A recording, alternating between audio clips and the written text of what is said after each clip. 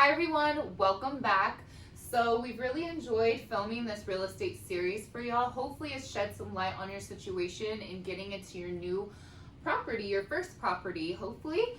And for those of you who maybe feel like it's not for you right now, whether you don't want to, or again, some of the videos have shed light on your situation and you're just not prepared yet, that is okay. There are ways you can actually get involved in real estate, growing your money, without actually having to own property. Yep. So we today are going to cover the 5 ways we like to do that in real estate. Let's get into it. All right, guys, these are great options, especially if you're afraid to invest in the stock market, if you've never done it, because they're based off real estate. A lot of people are afraid of the big gains and the big losses, so these are great. They're also on, if you don't have a lot of capital to start, these are going to be great options because this one is around $100 and this one is around $50. So you can choose from these two, or you can choose from a long list of options. Just make sure you do your research. So our second way you can get invested in real estate without owning anything is through applications, and there are many out there. These are just a few to name. Fundrise is very popular, you may have heard of that one. CrowdStreet, Yield Street, Realty Mogul, the list continues. So my suggestion to you would be do your own research. The great thing about these and this way of investing is, well, you can just sit back and put your money towards it. You don't have to do anything, right, other than put your money towards it. And so they're very low cost to start. Fundrise is a minimum of about $500 to start. I'm sure there's lower cost apps you can invest through. And essentially, you know, these companies own a huge portfolio, usually billions of dollars in real estate. And you can tap in to earn dividends. So dividends is what carries you, kind of like ETFs, right? Where you're still invested and can lose. So to mitigate that risk, you have those dividends that are going to help carry you through. And also another great thing about these is that it's very low cost when it comes to fees. You're saving in that area. So management fees, advisory fees, and even sometimes these companies charge you fees out there on your rate of return. So you never know, there could be other fees beyond that, but it's definitely up to you to do your research. These are definitely some that we like, and it's another fun way of getting invested. Right, guys, so number 3 is wholesaling. Wholesaling is it's a very creative way to get into real estate, learn about real estate, and you don't need to have a lot of money for it.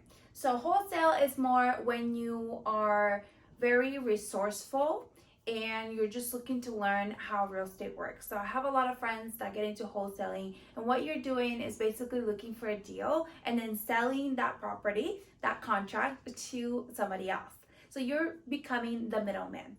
This option can be very profitable for you if you have people or a network of people that are looking to sell their homes. Or if you are in an industry where you network a lot, you have a lot of friends, you make a lot of connections, then you're able to talk to them about selling their homes, or, you know, maybe selling their other investment properties and things like that. And then you can connect them with the right person. Then you make either a cut of the deal, or you can just charge a finder's fee. Okay, so another way you can get involved without owning anything is through Airbnb, which is also known as rental arbitrage.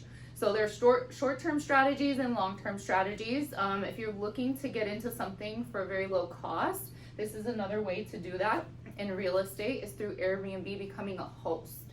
Now, there's the other side, right? Like owning properties. And so I have a friend in Texas who actually works for a guy who owns a lot of the real estate there residentially, and they lease out those properties, right, through Airbnb being a host, and turn them over very quickly for a profit.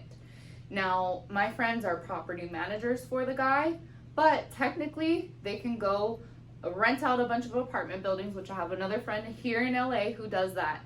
He has about 5 properties that he doesn't own, but he rents, and they're buildings that are okay with you being a host on Airbnb. So you need to make sure that wherever you're renting out, subletting, that your apartment building, your property management is aware of that, because it can be very complicated issues later on that you get into. A lot of your time, resources, and money go into that make this not so low cost of an investment. So over time. And another thing to keep in mind is when you are subletting, becoming a host through Airbnb and making that profit, Airbnb protects you as the host, since there are a lot of lawsuits that come about, or losses, whether it's vandalism, etc. Airbnb will protect you up to $1 million. So I know that's quite a bit of money, especially if it's like an apartment you're leasing out. That's kind of like a 2-bedroom smaller. But let's say that you're renting a house, a mansion, and you're subletting that through Airbnb. Well, a lot of the items in there could be north of $1 million. And so if that's the case, then in that situation, I would suggest getting additional insurance on top, whether that's like a general liability or some sort of renter's protection insurance, whether it's under your name or you formed a business. All right, guys, so number 5 is private money lending. So this is something I do personally, because let's say you do have a down payment for a house, but you're just not ready to make that purchase, or you're just not sure, you're waiting for the market to change, I don't know, but you're holding on to money. Well, private money lending is a good option for you. So what happens here is you're basically becoming a bank and lending the money out to someone that is going to use it for real estate purposes. So for me, I invested with one of my friends who I've known for a very long time, and he flips homes. So he'll buy a home for a really good deal. He will do all the repairs and the rehab and then sell it to the next person. This is a great option because he obviously needs a lot of capital to be able to work a lot of deals at the same time. That's when I come in and I lend him money. He'll give me a certain rate of return. What I like about this option is that it's faster than other options. Usually a deal will take anywhere from 6 months to maybe a year to get your money back, and then you can just go ahead and do something else with it. Another thing that I like about it is that the fact that is a learning opportunity for me to get more involved in the real estate market and just know more of the ins and outs. I'm part officially of his team, so that allows me to kind of get like the inside scoop, if you will. Of course, that's not your only option. You have many other options when it comes to lending money out. Just make sure you do your due diligence and work with someone who has a proven track record. All of these stuff that we put together for you is only some options. There's many options out there to get involved in real estate and make some good money without having to buy a property. And that's our main goal here, is just to help you learn different ways and strategies to grow your money and make mas dinero.